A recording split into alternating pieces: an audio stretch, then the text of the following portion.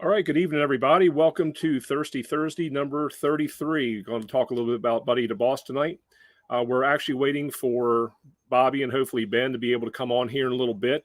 Ben's just getting off of the back end of a 36-hour shift, and Bobby's just starting the beginning of a 36-hour shift. So hopefully they'll be here in a little bit to get us started. But as always, cheers to everyone who's tuning in. Just want to say hello to everybody. And also, want to throw out a few points of congratulations. Our brother Jason Bloom and our sister Maria Berdan, they tied the knot this past week in Hawaii. So congratulations to them and cheers to them. Wishing them a long, healthy, happy, prosperous marriage. So, and also another quick shout out to brother Skip Carey.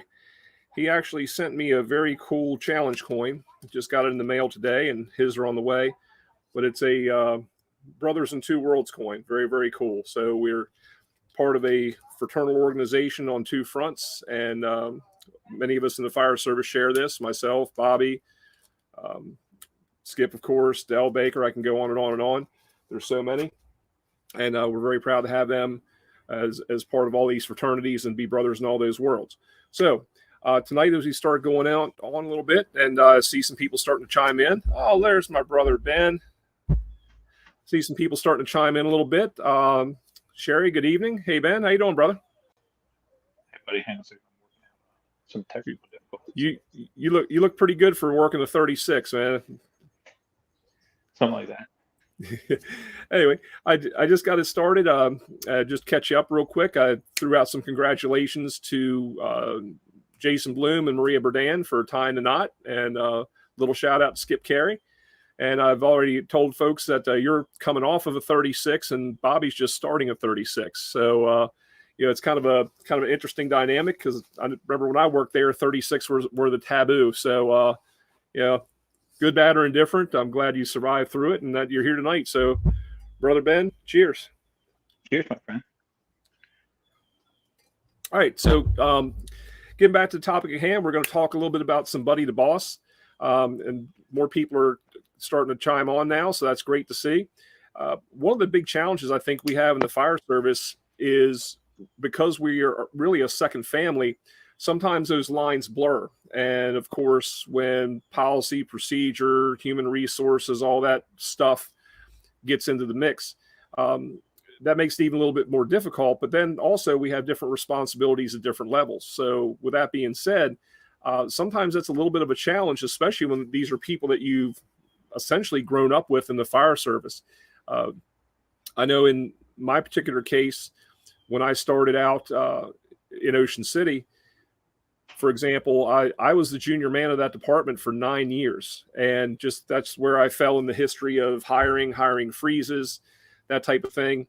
So, you really kind of earned your bones. But at the same time, once we started to reorganize and have a little bit different of a structure, I was fortunate enough to get promoted to lieutenant. Well, if you think about this in that respect, everybody was still senior to me, even though I've been on for, even as a part-timer for over a decade at that point. But now I'm the quote unquote supervisor of people who raised me in the fire service. These were the people who saw me come up and helped me along the way and corrected me.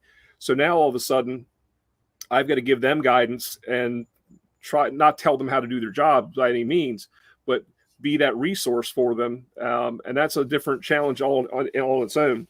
So to that end, I had a little bit different experience. It's not only the Buddy the Boss thing where we were friends, inside and outside of the fire station, but also just the fact that it was almost a role reversal in some ways. So, I'll get a little bit more into that later on. But Ben, from your perspective, I know that you're kind of really at a weird dynamic in the fire service right now because you've been in for a while. You've worked with us for a while in Ocean City. In the part-time realm, you're an officer and a step-up chief officer in Salisbury, I believe still. And now you've gone full-time in Ocean City and coming back in as a probie and obviously being playing the humble role, but how is it for you in all these different dynamics in not only the volunteer fire service, but also the career fire service, and because you have some instructional background as well, going from, you might be a probie today, but then you might be teaching a class to the people who are evaluating you later on, not for evaluation purposes, but for their general benefit. So tell me about the slings and arrows of your experience.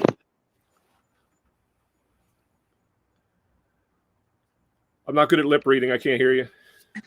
All right. How about that? Is that better? That's much better. Okay.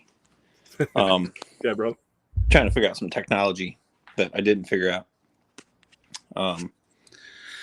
So yeah, I think one of the things that I struggle with is just making that transition and kind of always going back and forth between the different roles. And it's one of those things that in Salisbury, before our actings or sergeants were promoted and it was like a full-time thing, they always, like, you could be riding on a medic unit as a firefighter paramedic. It's an acting lieutenant, and then next thing you know, like, you're the engine officer. So you go from the day half on the medic unit to the officer on the engine at night, and the person that you were just riding with, you might have to write up. So I think it's having those different hats, those different roles, that makes it more difficult. But how you manage those is more a function of your personality, and like, one, you have to make sure that you're doing the right thing, and making sure that you're take care of your people, and that you're consistent and you're fair. You can't, Trevor's my buddy, so he can do no wrong. So you gotta, like I said, take care of your people, and Trevor and I, him as a former supervisor, it was one of those things that, I didn't want to make him be a captain, be a battalion chief to me. Don't put your friends and your supervisors in that position. Working with Bobby on the same shift, and he's a lieutenant for us.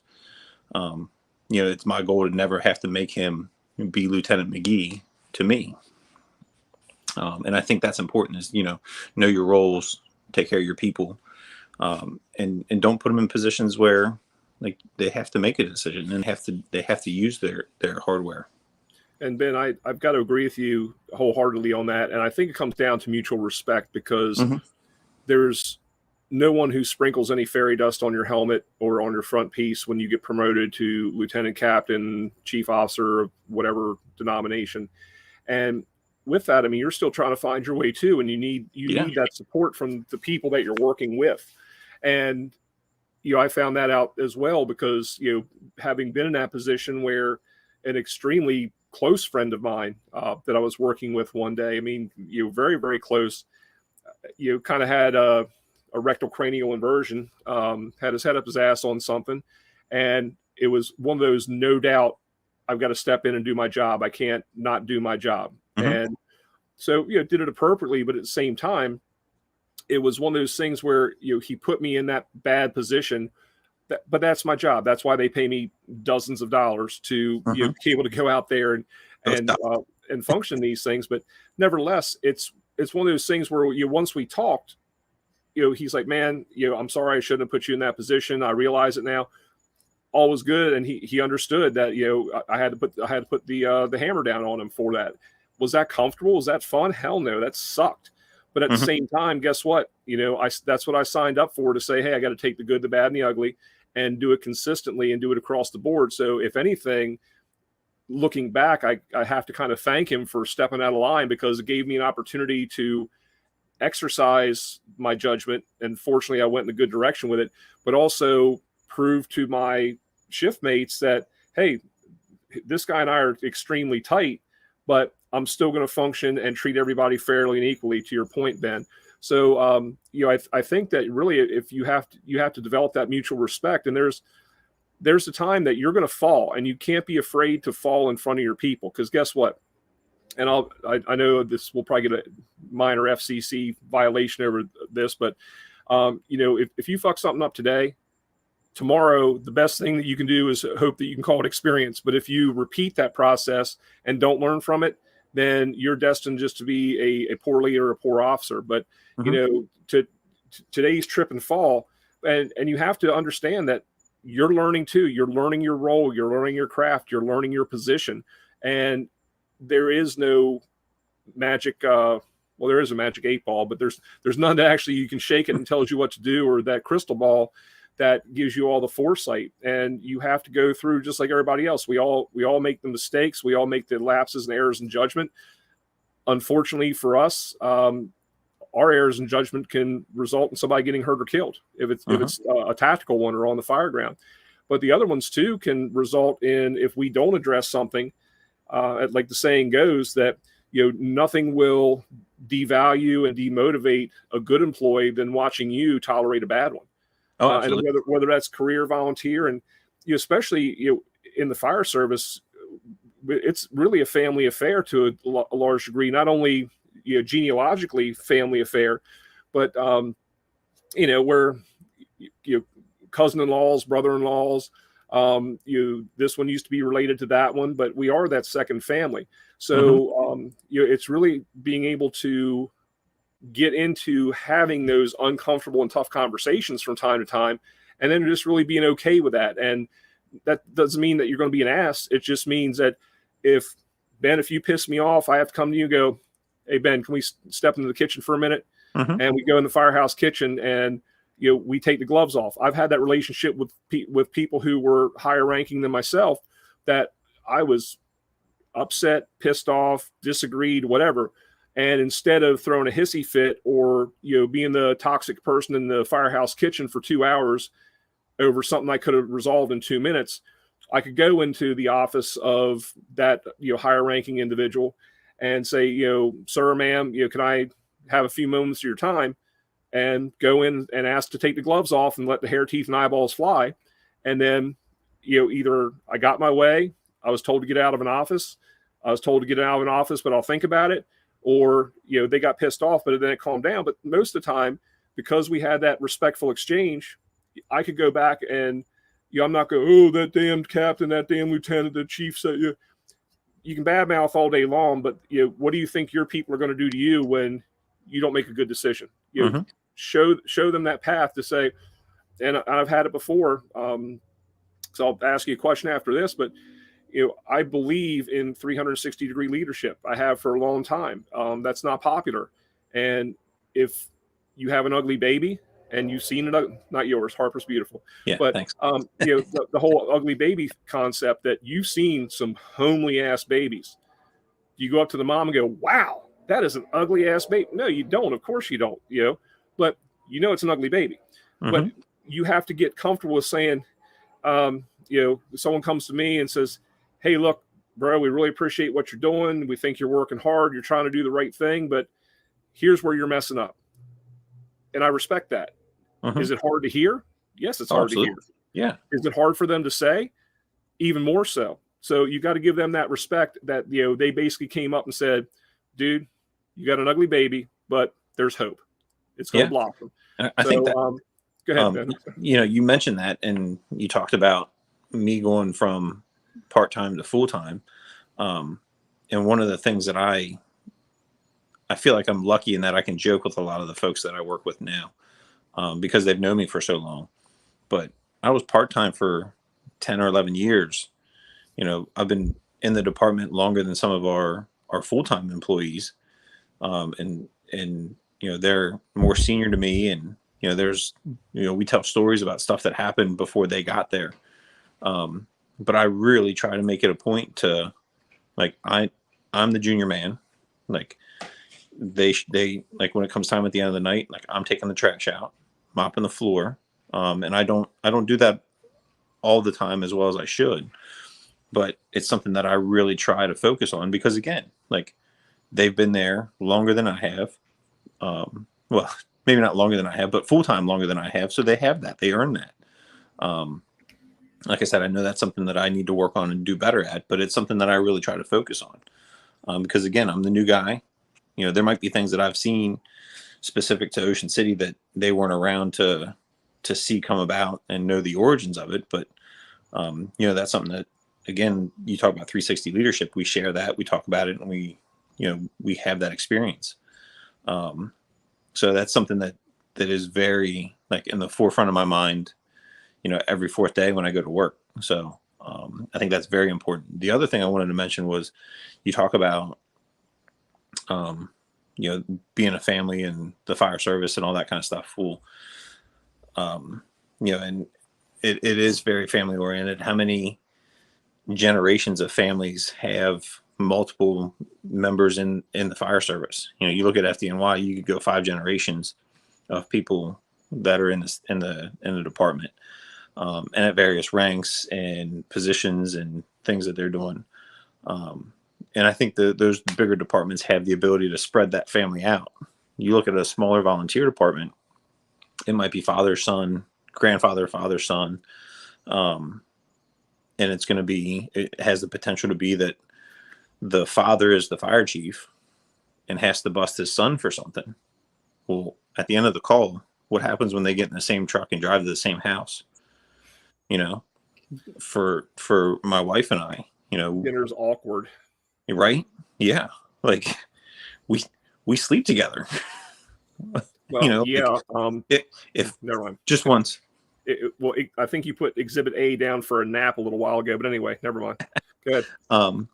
But as a captain or an acting assistant chief on the fire ground, I don't care if it's Rachel or if it's the next guy or the next girl. Like, if they do something wrong that could potentially hurt them, and you have to stop that immediately. Like, I may not be so polite when I tell them to stop, or if there's something that we have to correct and she thinks she's right and I think I'm right. Like, I might be right at the firehouse. I may not be right when we get home. So it's something that you have to manage the whole thing. And I think we do a very good job of, like, when we're at the firehouse, we're at the firehouse, and when we're home, we're home. And we make that separation. And I think that's a very fair point and a very mature way to go about it. And one of the things I look at too is the ability to have everything as kind of like a learning moment. And I don't mean that in a cheesy way, but what I'm saying is that, as you're learning your trade, everything that you do is, well, I shouldn't say everything, but a lot of what you're doing is a new experience, because you might have experience, either technical experience, actual experience, or book experience doing it.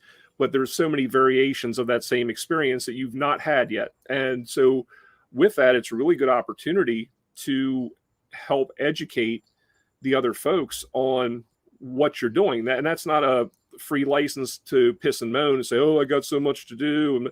No, but when you've been given a task or responsibility, you don't have all the answers, and you got to be okay with saying, hey, I don't have all the answers. Again, no fairy dust on the front piece. That you go to those resources on your shift or within your department or even outside the department. You go to people your mentors, but you might be able to go, let's say we're going to do something on I've been tasked now with trying to reduce our amount of injuries on the fire ground, because the risk manager is just having a royal shit conniption about our stats and people calling out sick. I'm not an athletic trainer. I'm not a kinesiologist, but I might go as lieutenant on A shift. Hey, Ben, Proby guy, come here a minute. You've got education, background, experience. I mean, so, you know more in your little pinky fingernail than I, have any concept of in that respect. So being able to kind of get over yourself, essentially, and get over your title or whatever it is. Yes, it's important. They have elevated you to a certain function and responsibility in that department. That's your role. Accept it and get on with your day. But also, be humble enough and cognizant enough to know your capabilities and limitations, and be able to go to those people, because then you're going to create buy-in. You're going to get people say, "Oh wow, he came to me." And it's not like a warm and fuzzy, okay, I'm kissing Ben's ass because I hope he reelects me next year as a assistant chief. But you're actually using your resources. You're showing some leadership, and you'll go a lot further with that, because the fact that you're letting other people carry the ball, and you're entrusting them. You're also empowering them. You're making them part of the department. And then you also have to go on the backside of that, and don't be that jackwagon that goes, oh, well, I just came up with this wonderful idea about physical training and reducing injuries. No, you bring it along, say, hey, Ben, I was tasked with this assignment. This is very important. We want to reduce injuries, reduce sick outs, and long-term issues in the fire service. And I reached out to one of the talented people that we have on our shift, Ben Waples. Yay, crowd goes wild. And then you can highlight those people, because you know what, you're letting them step in too, and that helps them with professional development, helps them get recognized, and actually they figure out that you might actually be halfway decent, and if something goes down, you're going to take care of them and be honest. And that's the thing. It's the honesty, the integrity, and the humility, I think, that has to come into it. But those are personal traits. That's not something you can get from Fire Officer 1, Fire Officer 2, reading an article or anything else. And I know, speaking of articles, it's been quite a few years ago it was written, but Chase Sargent wrote a very good article and series on Buddy the Boss. And it's definitely worth reading as any kind of a foundational process. And there's people constantly who refer to that, and some people actually steal from it. But anyway, that's not. Well, if you can't give it away, it's not yours, I guess. But he did a phenomenal job of identifying those things many years ago. So if anyone wants some interesting reading, go back and look. I don't have the reference right now. I wish I'd looked that up. But Chase Sargent's article, I want to say it was in Fire Engineering at one point. But and I'm reading some of the comments. Brother, I was trying to keep you nameless, but yeah, okay, Timmy, yes, you were the example I was making when you said something on the radio that you really shouldn't have said. But anyway, love you, brother. But it was a great challenge, and you helped me develop. So, Brother Jershide, thank you for being a thorn in my side one day and making me do my job. It made me better in the long run. So, anyway, we got that out of the way. So, Ben. On that same topic of recruiting other people, so I'm trying to put the dog outside. Come on, Sam. All right. Well, I'm gonna put some lighting on real quick because it's getting dark. We talk about recruiting those people that we might have a task within their wheelhouse. I'm fortunate I have the ability. Rachel being a teacher, has a bachelor's in education. Specifically elementary ed, which works out perfectly, and we understand why she can tolerate me so well. And then in the process of getting a master's degree in special ed, so we go and we have our training nights, and at the end of the night, we get home, might have a beer, and we're talking about how it all went. And she's like, "Well, do you really want to know?" I was like, "Yeah, I want to know. Why would I not? Like, why would I ask?" And then like, "Yeah, thanks. That's great." Anyway, but in talking with her about lesson planning and instruction and delivery and building skills and all that kind of stuff, I think it's really helped me kind of mentally prepare and get ready for and deliver our drills and training events that we've had as volunteers. Because again, like I said, every night we come home and it's like a hot wash of like, all right, give me the good, bad, the ugly. And usually we're not even out of the parking lot before I ask. I think she's getting to the point where she's like, all right, you ready? And if, depending on how I thought it went, it's either like, give me a minute, give me to the end of the driveway, or, yeah, I'm ready. Let me have it. Look at this guy. Look, Lieutenant, sir. Guess who's back again. Bobby, good to see you, my brother. How you guys doing? We're Good. doing, man. Buddy? We're doing. All right, we're all. We just been kicking around the whole Buddy the Boss thing and talking about just our individual and collective experiences with things. And Ben was just talking about how getting that immediate feedback sometime is good. And I get it from my wife as well for some things I can bounce off of her, and she'll be viscerally honest. And I think one of the early things, and this is just I guess comes with growing and maybe maturing, however long that might take, but being able to realize again your capabilities and limitations, and that there's a lot expected of you, and if you don't know, you don't know, and your job is to go and find out and reach out to those resources. I see that on the screen, as well, because there's things that are outside of our wheelhouse. And I'll give people like, sing his praises yet again, but people like Dougie Scott, who was definitely, a mentor when, as a young lieutenant and a young instructor, I assumed, and this is my, incorrect assumption, but I assumed that because all these people had been on the job much longer than me, that they should know a hell of a lot more than me and be better prepared and more functional. At that point, I didn't realize that not everybody has the same passion for the job. For some people, it's a job. For some, it's a career. For some, it's a calling. For some, it's a way to pay their bills. It can be both. But, I didn't really understand the differences in personality and motivation at that time, or what didn't happen in the history prior to me that well. So when I would lay out some expectations and they would fail to meet them, and he could tell I was frustrated and upset. And I'm thinking to myself, why in the hell can't they, stretch this line this way, or why can't they, get up there and knock this fire down in the time that I think they should? And he pulled me aside and said, "Hey, brother, look, you got to understand these people all came from different backgrounds. They, they're not as, some of them aren't as hungry as you are, and you got to tell them what you want. You got to break it down." And in my mind, I thought I was being, if I did that, I was being condescending. Oh, I do, but he was able to guide me in a way to say, no, tell them what you want to do, and they'll do it. But you got to tell them and explain to them what you want. And that was kind of an aha moment for me. But and again, on another Dougie note, is Dougie's not a water guy. Dougie will tell you he's not a water guy. Dougie gets seasick in the bathtub. I've seen him vomit on a Coast Guard boat going out the inlet on a calm day. So with that being said, he's a hell of an incident commander. And when we would have a water rescue call, specifically like a dive rescue call, he would grab one of the dive guys or one of the dive commanders, or me in that case, and say, "You stay right beside me." So he had that confidence, he had that humility, and he had that recognition of, here's my capabilities, here's my limitations, but he can be the best resource manager and incident commander in the world, because he knew what books to pull down off the shelf and where, and how to do it. And there was no shame in his game, because he didn't, oh, well, I'm this, I'm that, here's my collar brass, and I'm all knowing, all powerful, and all seeing. No, man, he was just a humble guy, knew what he knew what he didn't know, and if there was something he didn't know, he knew where to find out. And that's the kind of buddy to boss type thing, that kind of mentoring, or that kind of mentality that just went so far in my mind. So people like a Doug Scott are just very emblematic of that in my mind.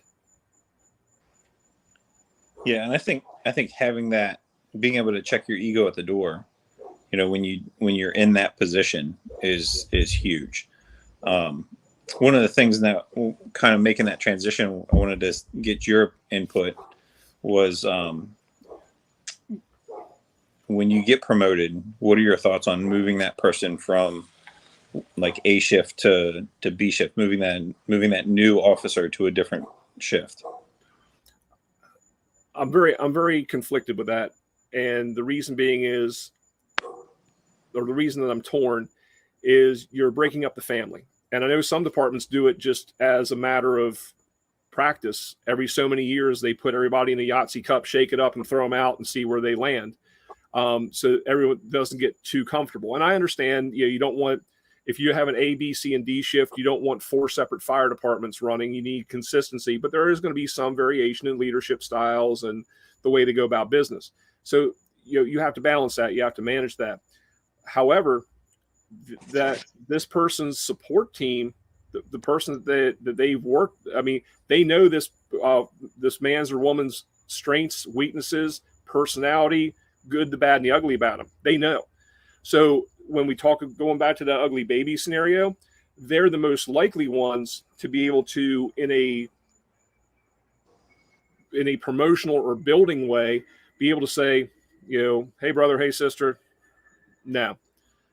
Now you send them to another shift, and because they're pack animals over on the other shift, they're going to eat that person alive. And then what you wind up having is, instead of and and this isn't always the case, this is just an observation I've seen more often than not, but is you have the jackals and the wolves that are trying to eat that person essentially and tear them down versus build them up, whereas their own shift would have more of a kitchen table conversation, more likely to, again, not always, this isn't always the case, but their own shift, I think, has more likelihood of trying to build them up and, I don't want to say smack them around, but, pull them in the kitchen, give them a little bit of a wake up call. And then, the respect is there, where sometimes an alternate shift right off the bat, there might be a distrust like, oh, this Jack Wang just got made lieutenant. Now he's going to come in and write us up for this.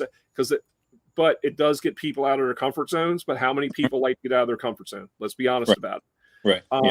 Do the waters calm after a while? And is it beneficial for growth for that person to go to another shift and be able to deal with those intricacies of going to another shift and having to handle things in a different way? Yes.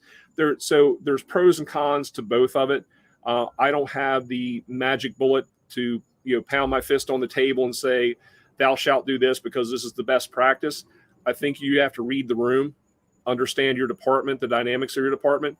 And going back to the family affair, you got to, you might not have as many options as you'd like, because now you're putting big brother in charge of little brother, or little brother in charge of big brother, or husband in charge of wife, or wife in charge of husband, or whatever dynamic there might be. So sometimes you have limited options, and you really have to be as consistent as you can, but it's going to be an inconsistent process, if that makes sense, just because there's so many tentacles and dynamics to what's going on. And then especially if, if there's any potential thought of impropriety or someone not being treated well, you might have had, two people who wrote each other up, and, are you going to put them in there, let them fight it out? Or are you going to, look at the operations of your department? Because at the end of the day, you have to do what's best for the department, and then the shifts and the service we're providing. So, right. I know I gave you a roundabout answer. It was clear as mud, but I think that, again, you just have to read the room, see what's best. Yeah. I totally agree. I think there's advantages and disadvantages to both. I think it depends on who now you're speaking maturely and intelligently about what I just said. Okay, go ahead. You're good. Yeah, I'm just going to repeat everything you said, but in a different manner. That wasn't mature or intelligent. That was just a stream of consciousness. But go ahead, make it sound good. Put some bows on it. But yeah, I think depends on the person. I think it depends on their shift that they're currently on, and like where they would end up going to. And I think obviously you can't set the department up for failure, but you can also set that person up for failure. Right. And just real quick to interrupt you, to your point, Tim Jershide just put up a comment. It said it's easier to do at a big department. Small departments are exceptionally difficult because of the closeness. Mm-hmm. So, like, okay, yeah, if they shift you from A shift to C shift, it's okay, but you're still going to interface with a lot of people because as a few hundred person department in Ocean City versus a 10,000 person department where they can ship you to another borough, and the likelihood of, so I mean, I think that's a fair point that he made, but I'm sorry. Go ahead and continue. Yeah, absolutely. One of the things that I've always heard was, if Trevor, you're getting promoted, and you and I, we rode the medic unit all the time, we were the backstep fireman all the time. Now you're the lieutenant. Well, you get made and you stay on the shift, and you go from riding the medic unit and riding the engine together to riding the engine and then that position of responsibility. How do I make that adjustment? And did we test together and I'm pissed that you got made and I didn't? Is it, that's my boy, he's going to take care of me? Or is it great for Trevor, good for him? Now, how can we one, make sure he's successful and support him, and make sure that we as a shift move together forward, and that, we're doing the right thing. And I think it's the same thing if you end up moving shifts, like you, again, the upper echelon, the upper leadership has to make sure that they're putting that person in a position of that they're going to be successful and not setting them up for failure. Yeah, and I would agree with that. And either way, you serve at the pleasure of that department, that chief, that whomever, and you might not see the why behind why they're putting you on another shift. It may be for a very good reason. You might be the right answer to a shift that's gone wrong somewhere else. And when you go in there, you're like, oh God, what did I do to get punished with this? But they're sending you in there because they know that you can you built a great team on A shift, and now C shift is struggling and they need some direction and whatever. So they yank you off of A shift, put you on C shift because you worked yourself out of a job on A shift. You've done it. You've done such a good job of team building that they're like, wow, this guy, this woman, they've got their poop in a group. I'm going to send them across the floor, on another shift to do the same thing. So sometimes you have to take a step back. And I think our world gets too close, especially as a brand new officer, because our world exists on our shift or that station. And there's a grander scheme that we're operating in that a lot of times I just don't think that we recognize right off the bat. So with that being said, I know in Ocean City for the longest time, and this was part of the Yahtzee Cup experiment too, my shifts usually had the most special operations people. We had the most divers. We had the most hazmat techs. We had the most this. If other shifts were deficient in that and we needed to maintain minimums each day to make sure that we had consistent coverage across the city, it sucked when they broke the shift up. I mean, the band, they just broke up the band as far as we were concerned. The Beatles just went defunct in our minds. But the purpose behind some of it was to spread those people out so we had equal coverage on each shift. That's a hard concept to grasp when you live, work, and play in this little microcosm of A shift, B shift, C shift, D shift. You're not looking at the global picture. But then I think also that's incumbent upon the upper management to put the long arm on that lieutenant and say, hey, LT, we're going to transfer you to this shift, and here's why. I know they don't owe you an explanation. I know that you work for them, although I say you work with them. But if you kind of educate them like we're trying to educate the other folks on our shift, they see a larger picture. Or, hey, don't take this out of context. This is why we're moving you. This isn't a punishment. Oh, why are you sending me to that shift full of pissers, whiners, complainers, and malcontents? Well, maybe it is a punishment. It could be, but more often than not, it's because you're the right tool for that job. Yeah. And that's kind of a tough concept, I think, sometimes to grasp, even for the most intelligent, amongst our ranks, is we get so focused that we have those horse blinders on a little bit, and we don't see the global part of the department. So you kind of have to start to develop a skill for like system thinking or systems thinking. And, again, I go back to that 360 leadership where one of the slides in the presentation I have is the iconic picture of the Titanic sinking by the bow. And there's this little caption up by the stern from one of the passengers saying, wow, I'm really glad the hole's not on our end.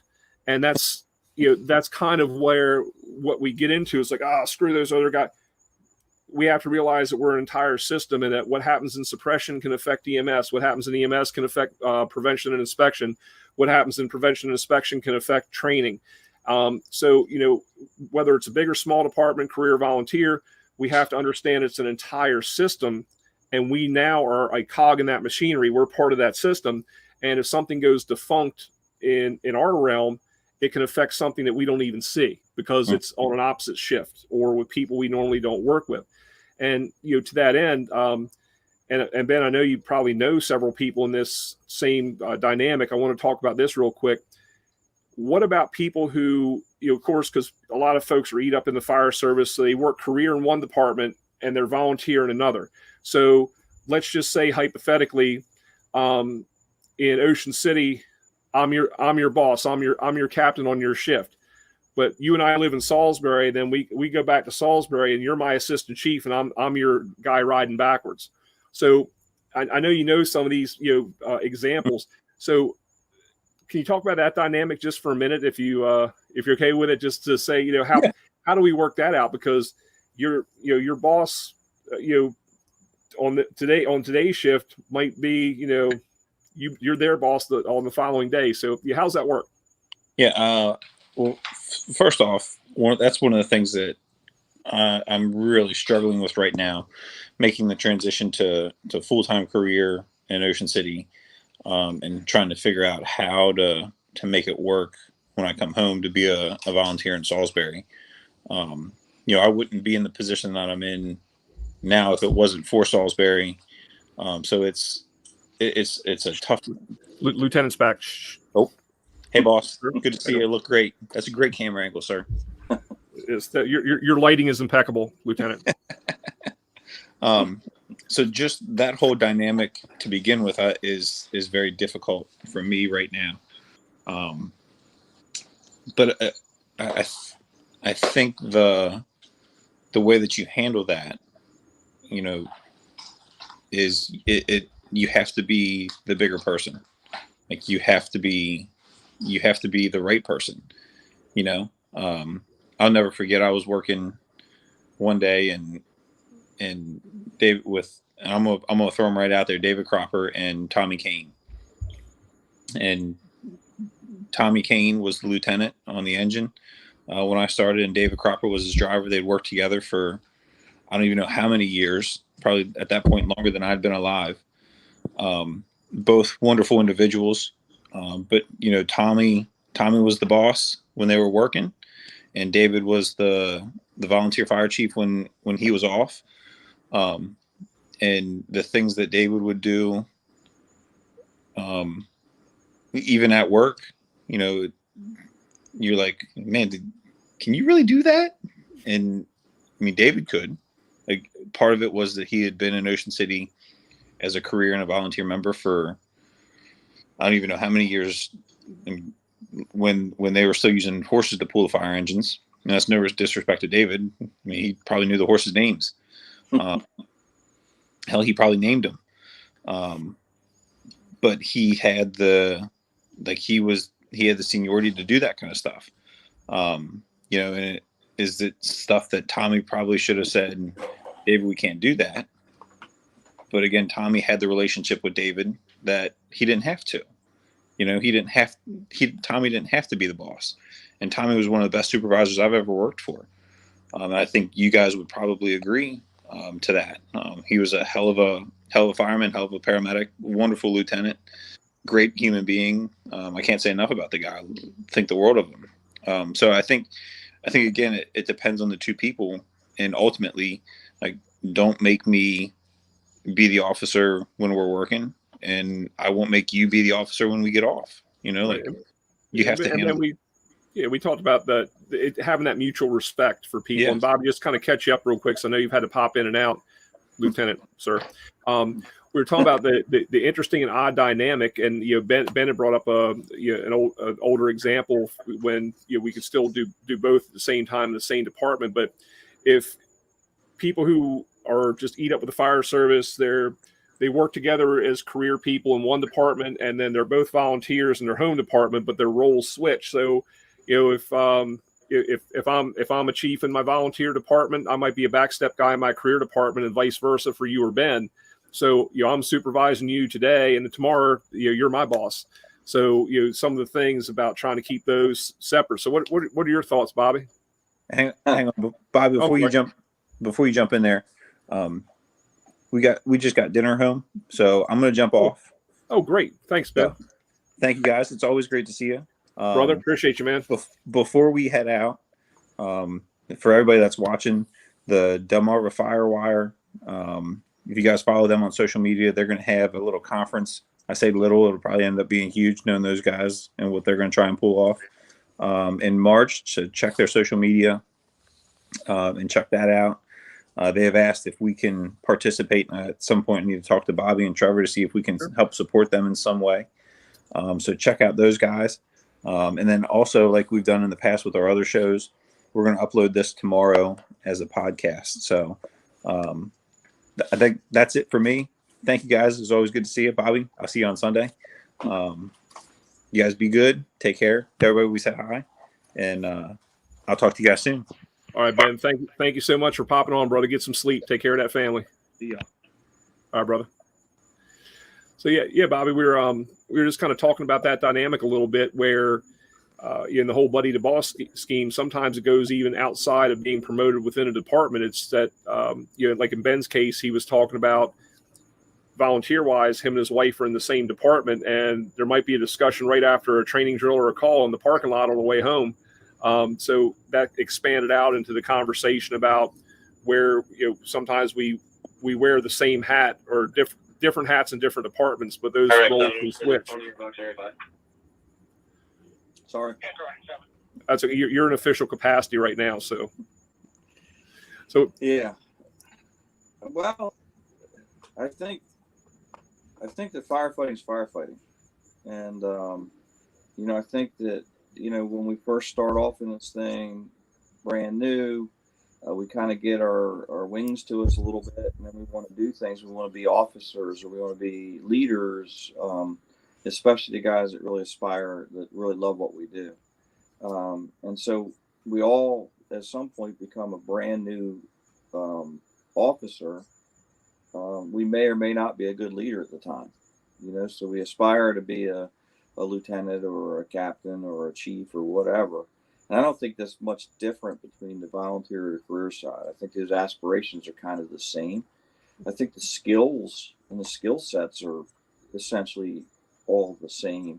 So I guess what we're saying is what is the difference? And I think the difference is that the volunteer fire departments I've been involved in all involve voting at some level each year for whoever's going to be like the fire chief. So a lot of what happens in those organizations that I've been involved in is that they're held to an accountable standard by their own people that work for them to some level. When you work for a municipal department, that flip-flops a little bit. So then you can aspire for exactly the same position and end up in the same place, but the fire chief is actually hired by a municipality. And so he doesn't have to worry about his members voting. Now he does have to worry about unions and things like that and contracts and so on and so forth. But, I think in what you're talking about, like shifting back and forth I think both you and I love fire more than we love organizations. I think we love fighting fire more than organizations. I think so. We always try to navigate through these organizations, and I think we all try to play the politics of each, or make things kind of go in our way, what we think should be the right way in both of those things, but they end up in different places. And if you're blessed enough to be doing it as long as us, you get to have a lot of experiences as being a chief officer or being a chief of a department or whatever it may be, and then you can actually find out where you're happy at.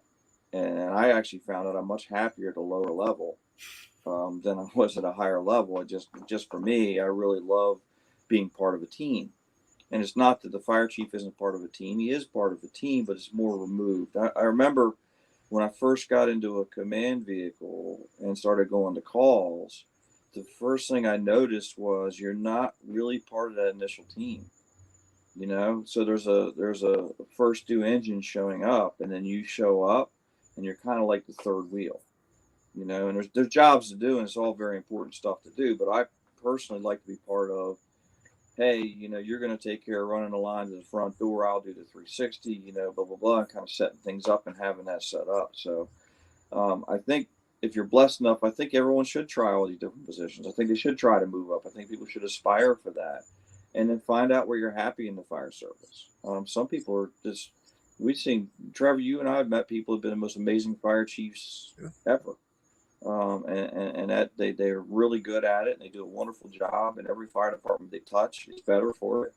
And we met captains and mid-level officers and things like that, battalion chiefs. I don't think that Ray McCormick retired unhappy that he only made it to lieutenant. I don't think that Mike Dugan retired thinking, oh man, I only made it to captain. I think those guys were so happy where they were and what their world was that they were okay with it.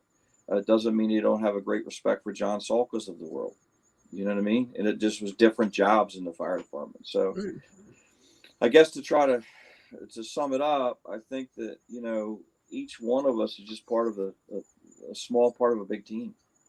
And so when you're talking about your buddy to boss stuff, you know, you're each part of a big team.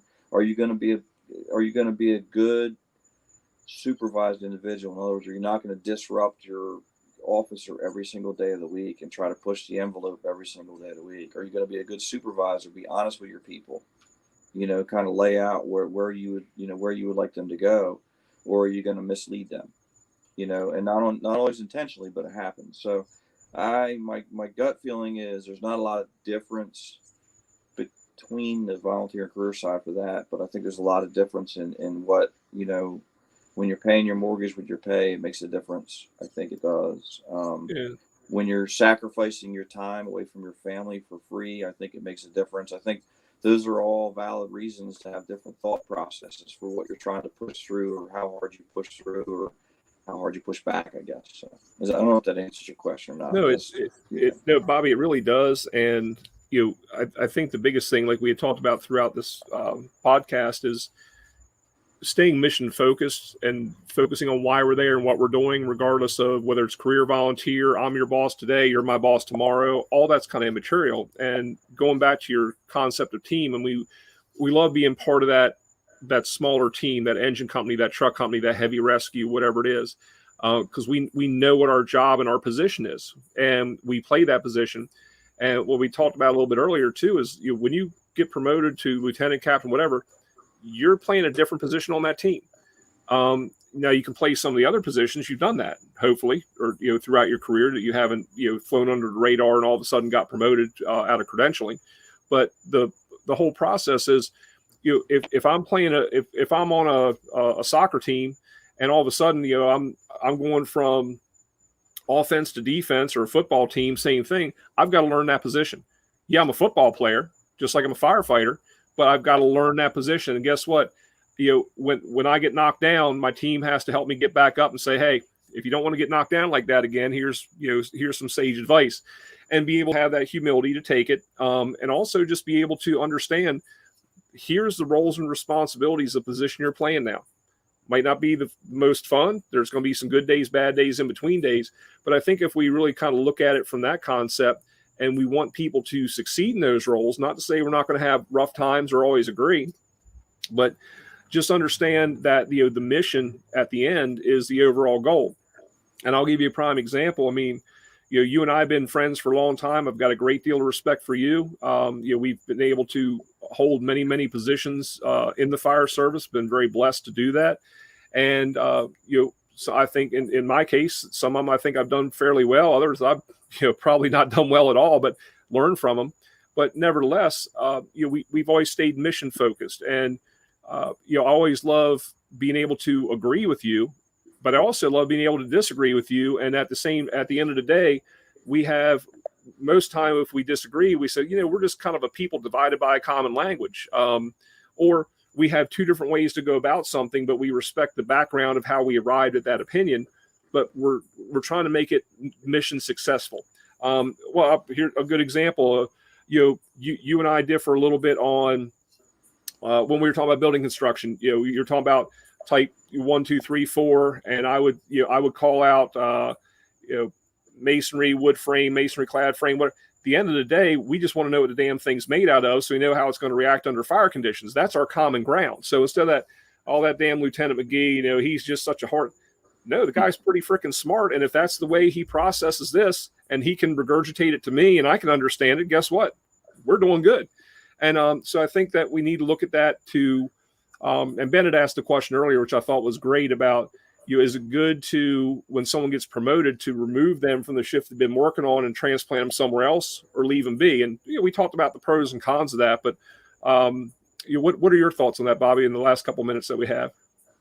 I think, I don't know what to think about that. I think it's tough if you're already hanging out with people, and you're their coworkers, and then all of a sudden you're kind of their boss. However, you know, in your and I's world, and I recommend this to anybody that's watching that really wants to promote up or move up, is I really, really think that you need to be an instructor first. I think that you need to try to be a proficient firefighter. And then I think you need to try to be a proficient instructor because, as Trevor, you know well, we really break things down. Like it's one thing to know how to tie a bowline; it's another thing to get 10 people to be able to tie a bowline successfully.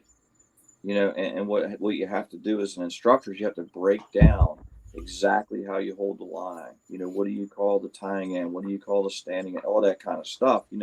You have to break it down and then make 10 people understand what you're talking about. And so the more you instruct, the more you understand that. So now when you move up, I don't think it's as critical to move people around because hopefully the reason that you're moving up is because you understand our craft that much better. And the only way, the final phase of teaching, trust me, is the final phase of learning is teaching, because it makes you break things down to a whole nother level for other people to understand. So the thought about having to move people around is because they're friends with people and things like that. I don't know. I see a validity in it. I do see that, where if we're hanging out and having dinner every night and all of a sudden a lieutenant, it's a whole lot easier to move me to another shift or another station or whatever to be a brand new lieutenant there. Because if nothing else, you're not going to get an easy first day from the guys you're sitting next to, and so, I mean, I think it could be good. The other side of it is, and I don't know that much about, New York except for talking to the guys that work up there, but I know that they said that there's some amount of respect given to all their brand new lieutenants up there, simply because of what they went through to become lieutenants up there. Sure. Their testing process and things like that. So, however, New York City moves them around. They do float for a period of time at different stations, I believe. Right. Like they settle in. Like JMO, for example, he told me when he got made a few years ago, he said he's going to be homeless for a year and a half because they want them to kind of get that trial by fire. And that's another perspective on it as well. And now, granted, they're a large department, but they do have the street cred, so to speak, of going through a rigorous process, and people do respect that. But at the same time, they have them floating around, so they don't get in their comfort zone. They go to one house, they might get eaten alive. They go to another house, they might have a great reception, but either way, they know how to handle that variance in their day, which probably makes them a better officer. So what we talked about before, there are definitely pros and cons, to both mentalities, and depending on the size of the department and some of the other tentacles that go with it, like any of the nepotism issues with brothers, sisters, father, sons, anything that you have to kind of make sure you move your chess pieces around where they're the most appropriate for your department too. And I don't think you were on quite yet, Bobby, but we talked about if they do move you, it's not necessarily a punishment. It might be because you did a great job of team building on your shift before, or they need your specific skill set or personality on another shift for the greater good of the department or the operations of something. And no one ever likes to get outside of their norm or their comfort zone, but sometimes it's done for a purpose. And I just think from a management standpoint, we may be better served to explain the why behind it. Not again, sometimes the administration gets a little snarky about that. Well, we don't have to explain ourselves. We're the management. But sometimes when you tell people the why behind something, it makes a hell of a lot of sense to them, and they can buy into it and actually embrace that job that you've given them versus fret about it and say, I must be being punished.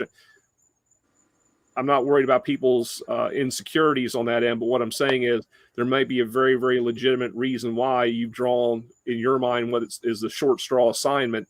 It might be for the greater good of the department from time to time, or sometimes they might just be getting back at you for something you said 2 years ago. You never know. So. Yeah, I think, I think what we need to also discuss a little bit before we get finished up here is, when you become an officer in a fire department, being an officer is probably three different things. To me, it is. Not to everybody, but to me, it is. One thing is people got to be able to know that you can do the job. I think in the fire service, that's really a big litmus test for even new supervisors, is that, hey, this guy can do the job. Don't know if he's a good supervisor yet or not, but he can kind of do the job, And I think, the second thing is being a good example. I think that not only can you do the job, but if it's important to you that your guys show up 30 minutes before shift, then you should probably show up 30 minutes before shift. So I think the second thing I think is kind of you just need to be the example. You need to be the one that's willing to be the first one to go out and start checking the rigs, or the first one to get up. Oh, the floor looks dirty, we're going to clean it. The first one to grab the brush or to grab the broom or whatever it may be. And I think that's I think that's critically important. But all of that is not really the hard part. The hard part is being a officer, being a manager is really about difficult conversations. And it really is about something's not going exactly the way you want to go. You really like the person that's working for you, but they're doing something you don't necessarily agree with. How do you have that difficult conversation that I don't agree with what you're doing, things like that. And that was the hardest thing for me to learn. For years and years and years, I tried to avoid those difficult conversations. And I bet you can speak to this too, Trevor, that when you avoid the difficult conversations, the problems get worse. They never get better on their own. If you don't have the difficult conversations, they're going to get worse. And the longer you wait, the more difficult that conversation is kind of going to be. So you lay the groundwork with being them buying in that you can do the job. Then you lay the groundwork for being a good example. But the biggest thing is when I didn't say things to people, I was actually in their world being dishonest. I wasn't telling them the truth. It was a difficult conversation I didn't want to have. So I said, you know what? I'll wait till next shift. Maybe it'll get better. And I come back and I come back and I come back. And by the time I say something, it's almost like, well, my wife don't watch the show, so I can say this. It's almost like when my wife gets that whole laundry list. You didn't do this. Hey, Kathy, how you doing? Whatever. So, it's kind of the same thing. Well, what does a firefighter think about that? Why didn't you tell me last week? It pissed you off. You know what I mean? And they see it and it truly is. I've done it. It's a form of dishonesty. Sometimes dishonesty could be not saying something. So the difficult conversations are the most hard part about this job. They really are. And but if you learn to do them well, you'll be so much happier at the end because people know where you stand, and all of us like to know where we stand and everything. And that's the difficult conversations land us where we stand. Because if you always say they're doing a great job, you get a great evaluation, you're doing fantastic. And one day I blow up on them, like, where'd that come from? So Right. that's just something I wanted to bring up about, when you go from a buddy to a boss, it just adds that level of you have to be able to have difficult conversations. Yeah, and I agree with you, Bobby, and I'm glad you circled back to that because we discussed that a little bit earlier about having the difficult conversations, and basically we use the ugly baby euphemism again about telling somebody, hey man, yeah, you got an ugly baby, but it is true because the longer you put it off, the worse it gets. Other people see how you react to it or how you fail to react to it, and that demotivates them. So that one employee who had a bad day, or volunteer, person on your crew, your shift, whatever the case is, if you fail to address it, then you have failed. And I do agree with you. I like the way you frame it as far as saying it is being dishonest. And I don't think most people intend that. It's just that it's avoidance, and that avoidance is a form of dishonesty because it festers and it becomes really kind of a cancerous thing. We're like, well, I guess such and such can do this and nothing ever is going to happen to them. And not saying you have to rule with an iron fist, but if you rule with consistency, I don't even like the term rule, but if you lead with consistency, and talk to people, and even at that, when you have conversations, and I think this is the other thing as well, I wouldn't be very quick because a lot of times we want to justify our actions. We want people to agree with us. That's kind of human nature, I think, in a lot of ways. And I know one of the experiences I had, I'll try to wrap this up fairly quickly because we're past the hour mark at this point, but is where somebody would do something and I would pull them aside. The shift knew I pulled them aside, but they didn't know the content of the conversation.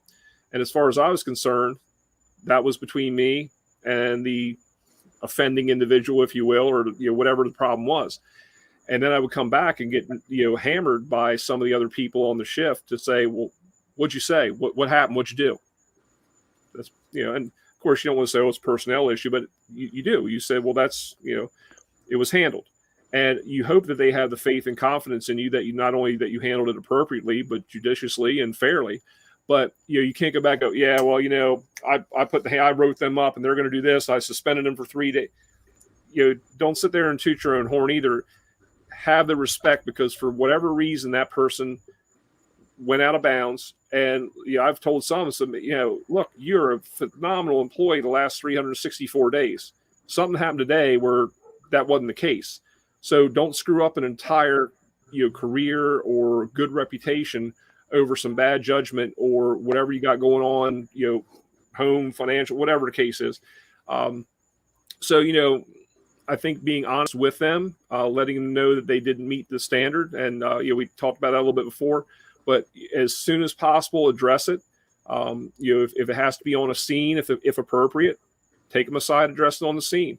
If it needs to be at the kitchen of the firehouse, because you know how it works. I'll just address this when we get back and get cleaned up. Well, then they'll run 6 or 7 more calls. Well, now it's the end of the shift. Now you're having to review reports and do your daily shift report.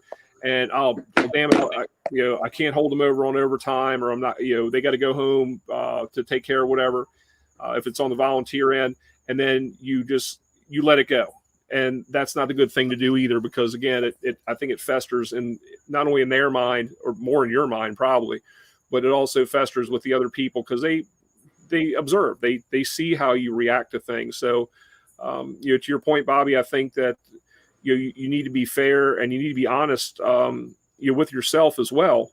And even if it's something that for whatever reason that you can't address right away, which, occasionally that may happen, you need to say something to the effect of, hey, look, before we start the next shift, we got to talk about this, or whatever, but at least address it in some way, shape, or form, because it makes them more mission focused. I think that you establish that mutual respect between the both of you, that they understand the position that you have to play, and also that they can help you be successful, and your success as a company level officer is their success. And if they know that you're going to elevate them, back them up when when they need to be backed up, and you're going to make things okay for them as long as they do what's expected. I think it just makes it a better organizationally in the long run. So with that, Bobby, I want to give you the little final thing, and then we'll wrap this up. Yeah, I agree, Trevor. I think if you develop a groundwork in yourself as a firefighter, to be introspective. In other words, after you do a fire, be honest with yourself about what went well, what didn't go well. I dropped the hand line. I didn't do that right. What can I do to make that better? If you just carry that on, and then as you become an officer, you do the same thing. As you interact with people, just think honestly to yourself after you get done. What did I do well? What did I do wrong? And try to be better that next time you have to have that difficult conversation. I think we're all always growing and we're always going. My parting thought is, the fire service, the medical industry taking a beating. We've had a crazy couple of years around here, to make the biggest understatement in the world. And for me, doing this for a living for almost 32 years, I just want to tell everybody that this job is still very much worth it. Things are definitely going to get better for all of us. People are hiring, places are hiring all over the place. If you want to make that jump, this is the time to do it. This is not going to be like this forever. And, the fire service, your citizens need you. The fire service needs everybody to do our thing, man. So if you've been looking at it, thinking about, going to a full-time career job, or if you've been thinking about going and being a volunteer in a bigger firehouse or whatever, go do it. This job is worth it. I don't regret a single day of doing this for a living. I don't regret my EMS side. I don't regret my fire side, none of it. And I think that in this time, the opportunities for you to get your foot in the door are as best as they can ever be. Lots of people retiring, so you guys can move up in positions of authority. This is the best time to do that too. This too shall pass. So join the fire service, move up, move in, be part of this, because I'm telling you, it's, and Trevor, you can say whatever you think, but it's been totally worth it to me. And I'll never, I'll always remember all these times and things like that. And COVID, all this stuff has not changed it for me at all. I still love what we do. So everyone needs to kind of settle down a little bit and come back. This is a great place to work. And Bobby, I couldn't agree with you more. I've got 34 years in this industry now, which is still hard for me to believe that I can even say that. And I've loved it from the first day, and even through today, the past week. Not that we've had the greatest days sometimes. This past week for me, quite honestly, it's like you get knocked down, and then you get up, you get knocked down again, you get up, you get knocked down again, but then you take that step back and go, wow, the reason I'm getting knocked down is because I'm doing things. If you can't make wine unless you squeeze a grape, you can't make a diamond unless you squeeze some coal. So when you're under pressure, you're in a place of great transformation. If you look at it, what's it going to become? What's that pressure going to become? And but just tonight, this is like a little miniature FDIC for me, where I get to see my brother Bobby, my brother Ben, see all the people on the screen that are chiming in, and it brings you right back. And it was so ironic. I'll tell you this quick story. Not having the greatest week at work. A lot of political. Well, I can't say it. Kind of horse shit. Okay. Well, anyway, there's a lot of political stuff going on, at work, and it's just, one thing after another, getting, kind of downtrodden and frustrated. And then, I found out that we have this massive amount of acquired structures coming up, this big development that's going to go on with 5 buildings, next door to each other. Kind of excited about that, being the training geek and everything else. And I invited some other departments to come over and look at the buildings, because there's more structure than we could possibly use, and we'll demolish it, do every bit of destructive training we possibly can. I don't want to squander any of it. And my wife she's training for a half marathon coming up, and she had run 12 miles and ended up in the town that I work in. So that'd be good, because what I'll do is, by the time you get there, you meet with this captain from a neighboring department about this training, come on down and, come down to the site where we're going to be. And when we get done, we'll have lunch, and that'll be the end of my day. I'll take off early.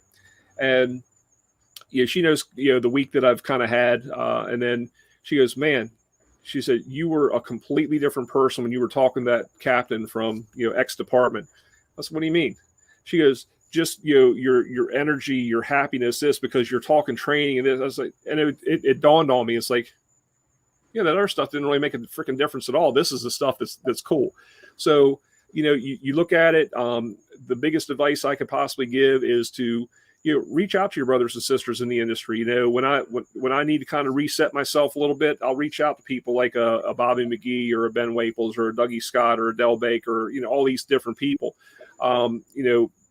Tim Jershide's been a great friend of mine for a long time. We can talk back and forth, but get yourself a mentor also if you're looking to maybe promote. And I agree wholeheartedly with Bobby. I mean, the instructional thing is a great personal development thing to do, because you learn through teaching, and you also learn how to handle different situations. I think it's a great template for becoming an officer. Couldn't agree more. But get yourself that mentor that you can reach out to, because when you're not quite sure, nobody has all the answers. But the more we network, the more we talk to each other, the better we become, and we can pick those best practices from people. And that's why I I started sending them prior to COVID. Now I'm getting ready to redo it, but I was sending my shift commanders down to West Palm Beach. They're older, very established department. They're the oldest department in South Florida. Very traditional, they're very similar to how we operate in Ocean City, Bobby, quite honestly. So they're very familiar to me, and I've got a lot of great colleagues in there.